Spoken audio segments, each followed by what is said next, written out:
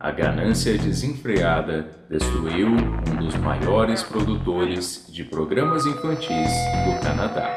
Essa é a história da Cinar, da sua escalada até o topo da indústria do entretenimento, até o escândalo que levou à sua vergonhosa queda. Ronald Weinberg nasceu em Nova York.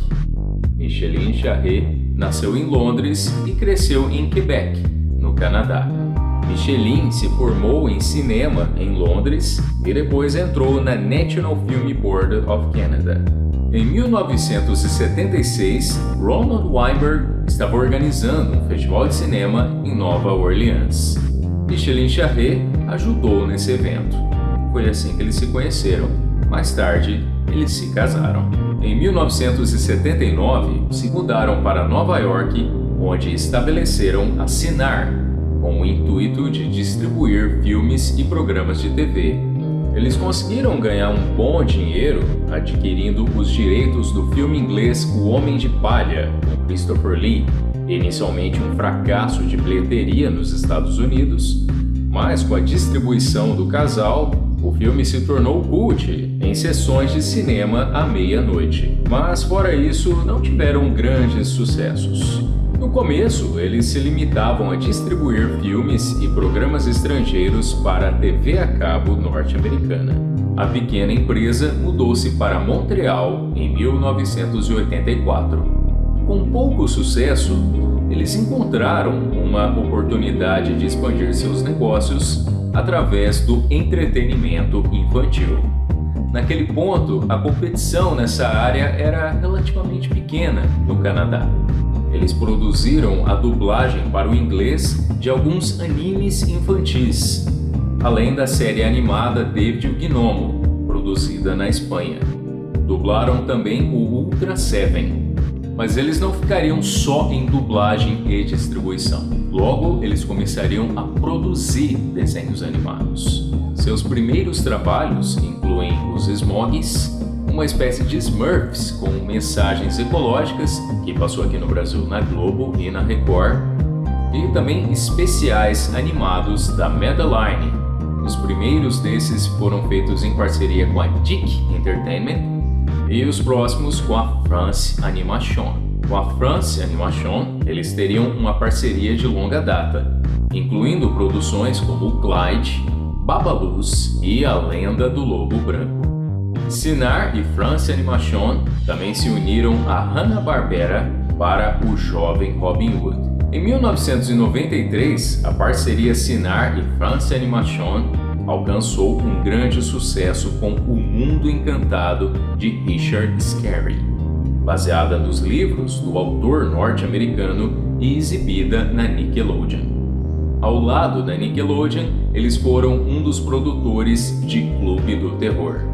A Nickelodeon só tinha intenções de financiar metade dos custos de Clube do Terror e os idealizadores desse programa precisavam de alguém para cobrir o restante. A Cinar mostrou interesse, mas somente se esse projeto, originado nos Estados Unidos, fosse filmado no Canadá. Isso era um pré-requisito para conseguir subsídios do governo canadense. A Cinar também foi uma das empresas por trás da versão anos 90 da Luluzinha. Em 1996 veio o grande ponto de virada para a Cinar. Arthur, o personagem dos livros de Mark Brown, foi um enorme sucesso na PBS e em outras emissoras pelo mundo afora, e rendeu para a Cinar um Emmy. No ano seguinte, mais outro hit mundial, Caillou, dos livros de Christine Leroux. Essa linha de adaptações de livros infantis lembrava a estratégia da Nelvana, a grande líder do mercado de entretenimento infantil no Canadá. A Cinar não estava ficando muito atrás. Aquela pequena distribuidora de filmes de Weinberg e Charret estava se tornando um nome de peso.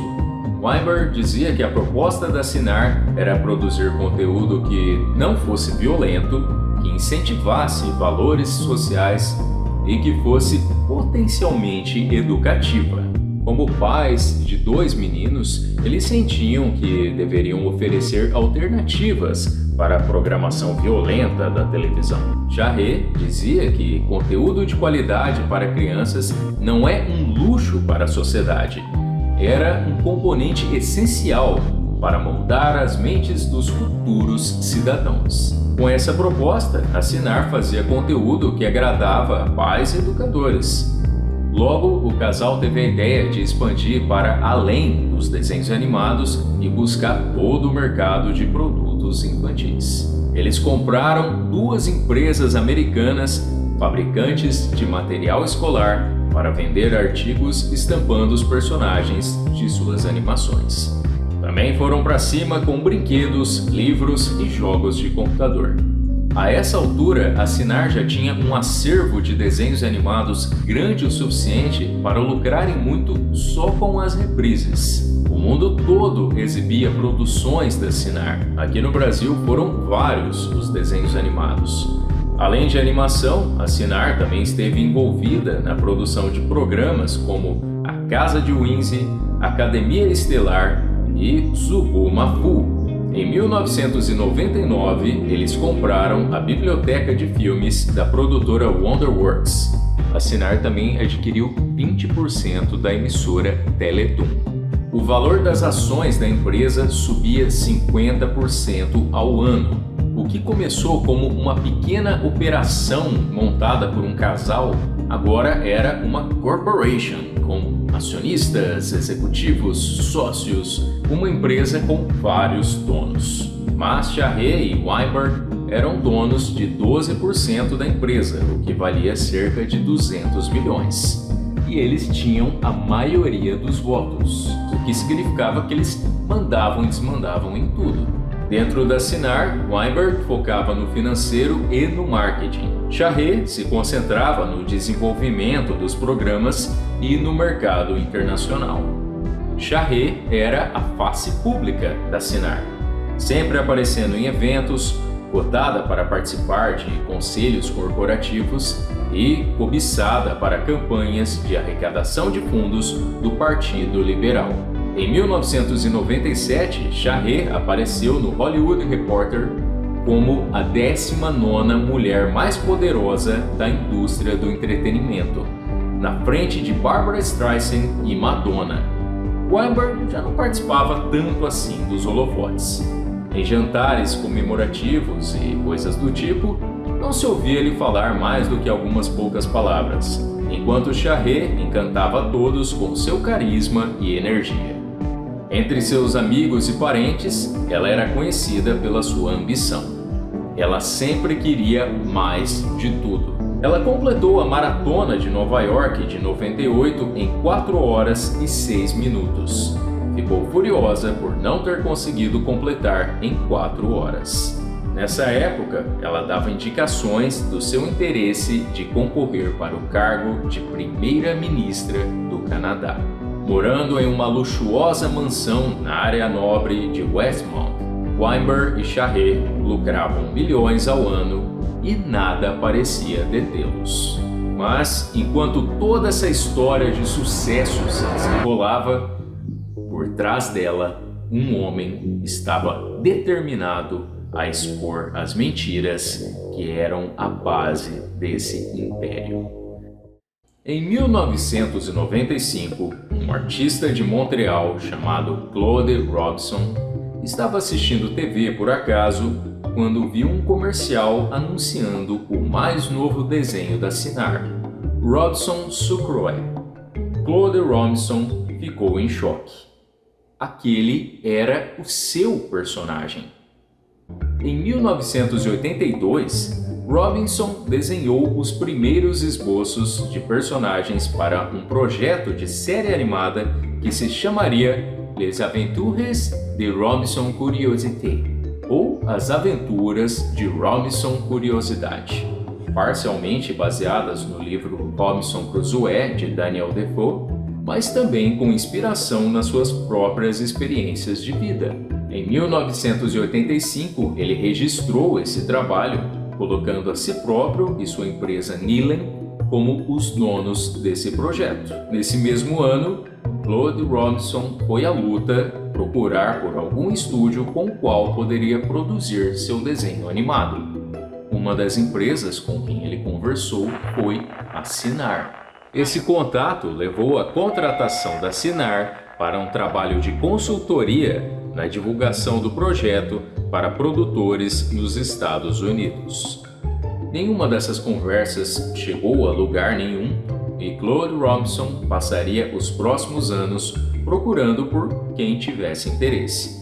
Então, imagine o choque dele quando ele viu na TV, em 1995, 10 anos depois de conversar com a Cinar, o seu personagem ali, num desenho animado, sem o seu consentimento. Eram os mesmos conceitos e até a aparência do personagem, que foi baseada nele, estavam ali. Ele não tinha dúvidas, roubaram a ideia dele.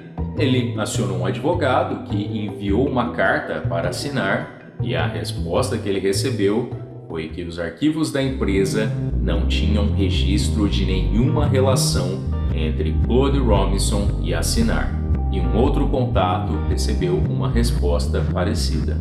Claude Robinson entrou numa depressão profunda e sua esposa o colocou em um hospital psiquiátrico por um tempo. Ele parou de desenhar e passou a ficar obcecado por justiça. Claude foi para cima para processar a Cinar e as outras empresas que participaram da produção. Publicamente, a Cinar fazia pouco caso dessa acusação. Eles falavam de Claude Robinson como se fosse um mero oportunista. Jarret disse ao jornal La Presse, no começo de 1999.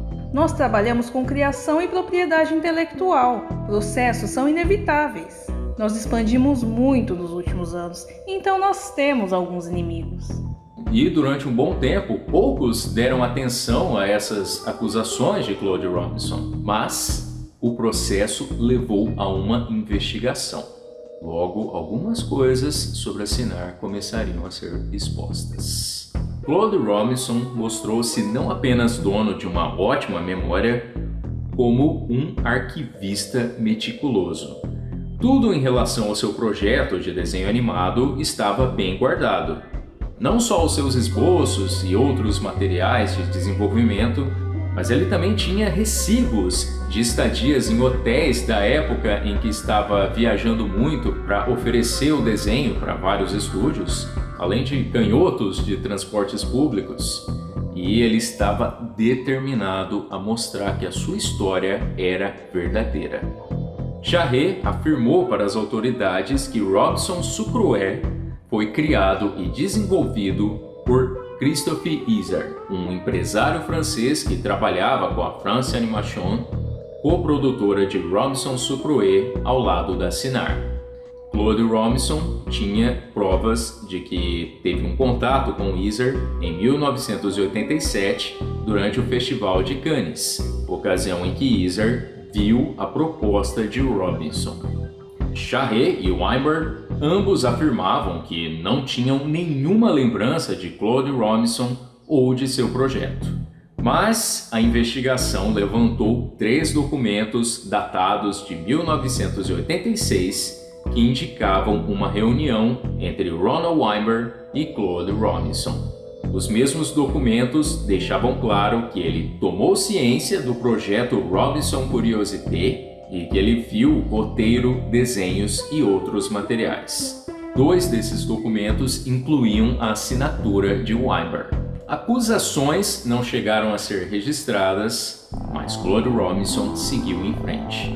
Ele notou um nome que aparecia nos créditos de vários desenhos da Cinar: Érica Alexandre. Ele tentou procurar essa Érica Alexandre, mas não conseguia encontrá-la. Ninguém conseguia dizer exatamente quem ela era e onde ela estava, mesmo existindo indicações que essa Érica Alexandre estava faturando quase 1 milhão em royalties por vários programas da Cinar nos 5 anos anteriores, uma quantia que praticamente nenhum roteirista de desenhos animados no Canadá ganhava, até que ele percebeu: Érica Alexandre não era uma pessoa. Os nomes dos filhos de Weinberg e Jarret são Eric e Alexandre. Em fevereiro de 1999, Robinson e seu advogado se encontraram com Weinberg e Charret. O casal estava impaciente. Eles estavam no meio de uma reestruturação da empresa, que a deixaria em duas divisões, uma de entretenimento e outra de educação, e tinham vários negócios a tratar. O advogado de Robinson perguntou quem era Erika Alexandre. Após um longo silêncio, Weinberg respondeu que era Helene Charret, irmã de Michelin. Os royalties eram pagos em nome da irmã de Michelin, enquanto Erika Alexandre era o pseudônimo visto nos créditos. Helene Charret, a irmã, uma corretora da Bolsa de Valores, cooperou com as autoridades. Ela afirmou que nunca escreveu uma palavra sequer de nenhum roteiro. No entanto, pagamentos eram feitos para o nome dela. Isso estava ficando cada vez mais estranho. Erika Alexandre é um nome que você encontra nos créditos de vários desenhos da Cinar, até no da Luluzinha. Weinberg disse que era um pseudônimo da irmã de Michelin Charret e a irmã disse que nunca escreveu nenhum desses desenhos. Claude Robinson entrou em contato com um detetive especialista em casos de roubos de arte e direitos autorais.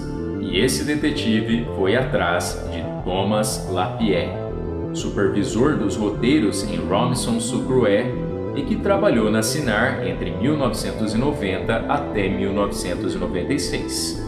Lapierre confessou que recebeu créditos por ter escrito 2 episódios de uma série da Cinar, a Criss Cross, sem realmente tê-los escrito. Ele contou para o detetive que a Cinar lhe enviou 2 cheques e o instruiu a repassar esse dinheiro para os verdadeiros roteiristas desses episódios, Gary Cohen e Don Riffigan, 2 americanos residentes em Nova York. Lapierre tinha um contrato referente a esses episódios com o nome de uma empresa chamada School Days Productions, que tinha o mesmo endereço da Cinar em Montreal. Thomas Lapierre tinha também uma carta de Ronald Weinberg detalhando as instruções, prometendo pagar por qualquer despesa referente a essas transações. Lapierre disse que se submeteu a fazer essa transferência de dinheiro porque isso o ajudaria a conseguir outros trabalhos e ele não queria dizer não para assinar. Ele não ganhou nenhum dinheiro por fazer essas transações. E aí, por que a Cinar passou dinheiro para ele para transferir para esses americanos? Devido aos programas do governo canadense para incentivar a produção nacional, as empresas precisam cumprir certos critérios para serem elegíveis para receber subsídios e outros incentivos fiscais. Isso inclui um número significativo de trabalhadores canadenses em uma produção. Ou seja, um filme ou desenho animado canadense precisa ser o mais canadense possível para conseguir dinheiro do governo canadense. E aí estava o plano da Cinar. Eles contratavam roteiristas em outros países, mas colocavam nomes canadenses nos créditos para receber dinheiro do governo do Canadá. Eles pagavam os roteiristas pelo serviço e ficavam com o dinheiro que o governo canadense pagava para apoiar esse próspero empreendimento supostamente nacional. E não era uma mera ajudinha que o governo fornecia. O Canadá passou para assinar 50 milhões dos cofres públicos entre 93 até 98, uma quantia superior aos lucros da Cinar de 37 milhões no mesmo período. Quando essa revelação veio à tona, dentro de 36 horas, as ações da Cinar despencaram de 30,25 para 17,50 dólares. A Cinar pagou 1 milhão para o órgão da França que repassava royalties. Isso era um ressarcimento do dinheiro pago em nome de Helene Charret, porque o que eles fizeram violava as regras desse órgão. Charret e Weinberg tentaram acalmar os acionistas, dizendo que acreditavam que as acusações não teriam nenhum impacto na posição financeira ou nos resultados da empresa. 4 meses depois, uma nova declaração deles afirmava que os impactos das investigações estavam sendo maiores do que o esperado. E realmente, a situação deles não parava de piorar. Uma auditoria descobriu que a quantia de 122 milhões de fundos corporativos foi investida secretamente nas Bahamas, sem que o conselho de diretores da Cinar soubesse disso. Weinberg tentou desesperadamente transferir o dinheiro para uma conta em um banco canadense, mas a firma de investimentos não liberou a quantia. Os acionistas entraram com uma ação coletiva. A Cinar demitiu o vice-presidente executivo Hassan Naim Panju, afirmando que ele era o responsável por esse desvio.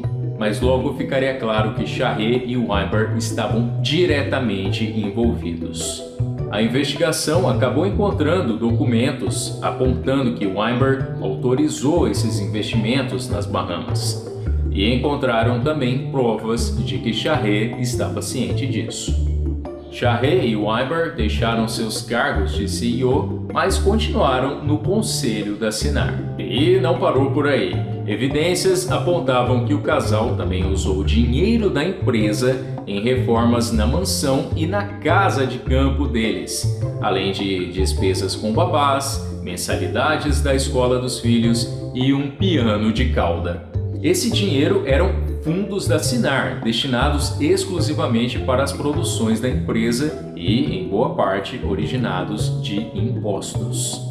O escândalo afetou a imagem do próprio governo canadense. Outros casos parecidos, em menor escala, vieram à tona e passou a ser discutida a falta de fiscalização desses subsídios para produtores de filmes e programas televisivos. Não pegava nada bem que um senador canadense estivesse no conselho de diretores da Cinar, e nem que a Cinar tinha elos com a estatal Telefilme Canadá. Weinberg e Charret pagaram indenizações e ficaram banidos de atividades econômicas por 5 anos.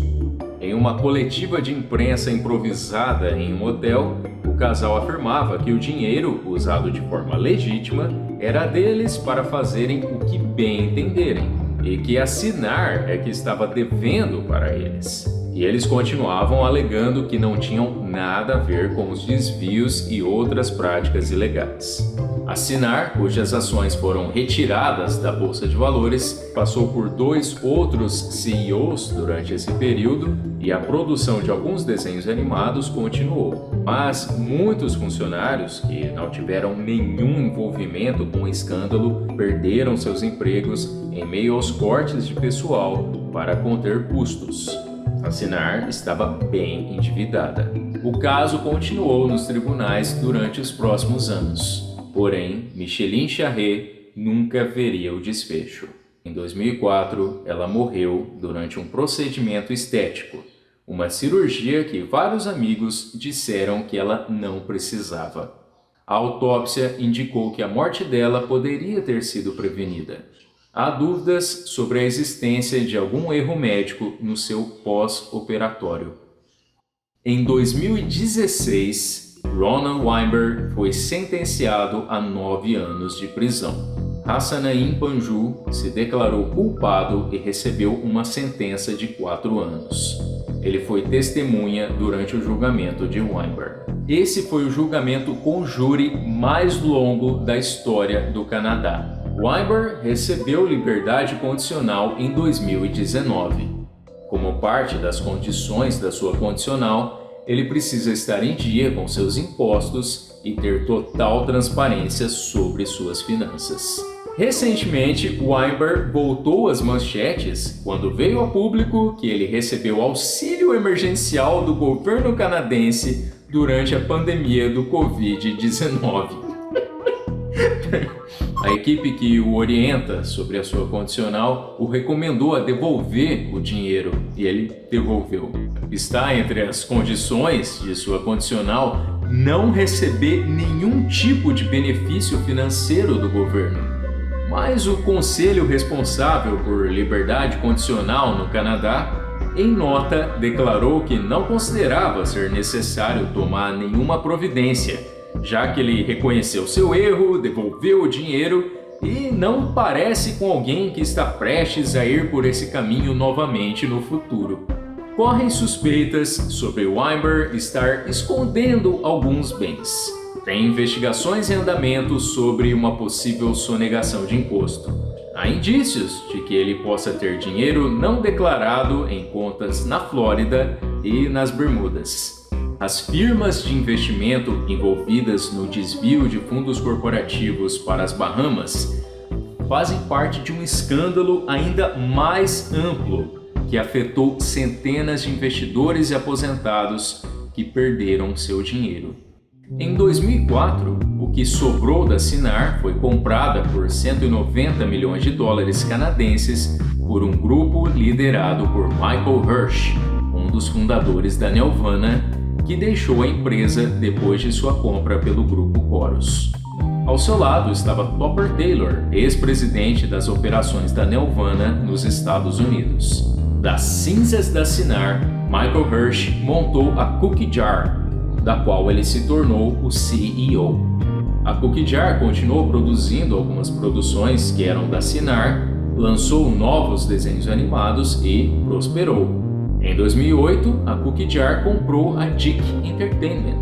Por sua vez, a Cookie Jar foi comprada em 2012 pela DHX Media, que mais tarde passaria a se chamar Wild Brain. Depois da sexta temporada de Johnny Test, a Wild Brain encerrou o uso da marca Cookie Jar. A Wild Brain hoje é a dona de praticamente todo o catálogo que pertencia à Cookie Jar e à Cinar, além do da Dick. O escândalo da Cinar aumentou a burocracia ao redor do financiamento de produções audiovisuais pelo governo canadense. Apesar de que alguns especialistas apontam que ainda não ficou claro o suficiente como a Cinar fez tudo aquilo despercebida pelo governo. E quanto a Claude Robinson, que deu o pontapé inicial em toda essa investigação? Em 2009, a Cinar foi considerada culpada de violação de direitos autorais e condenada a pagar 5 milhões de dólares a Robinson.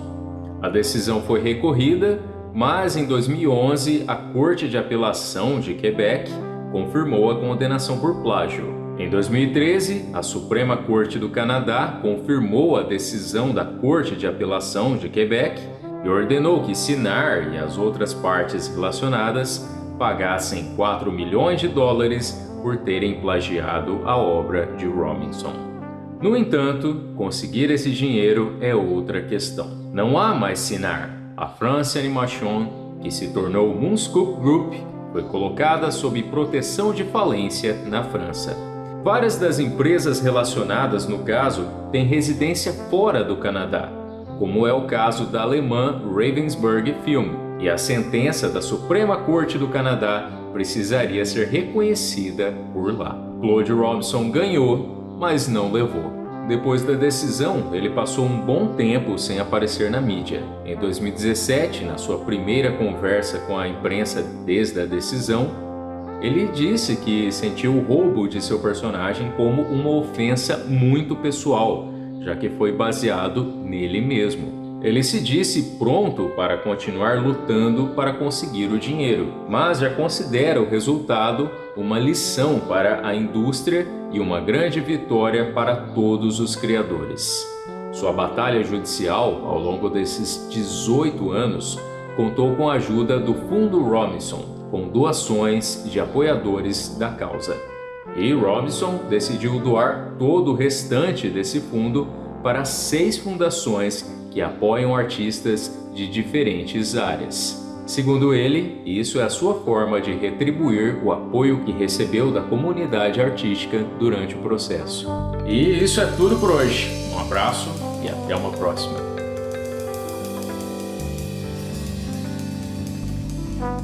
Thank you.